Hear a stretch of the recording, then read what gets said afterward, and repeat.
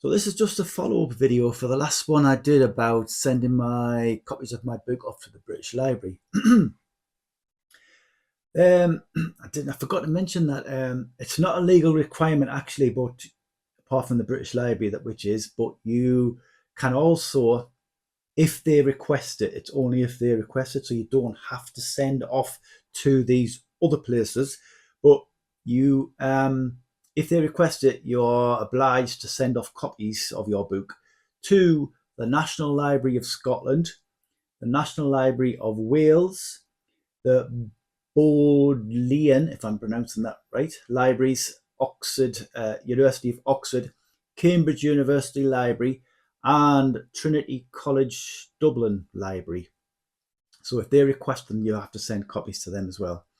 But you're only legally required to send copies off to the British Library if you're publishing in the UK, obviously.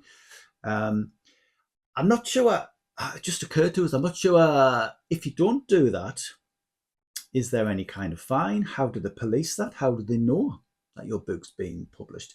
Because there's obviously thousands of indie authors who are publishing their books like every week. So just wondering how they would go about kind of policing that.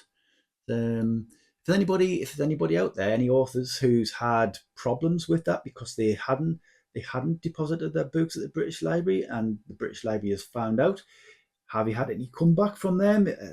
Do they fine you? What do they do? Let me know. Let me know in the comments.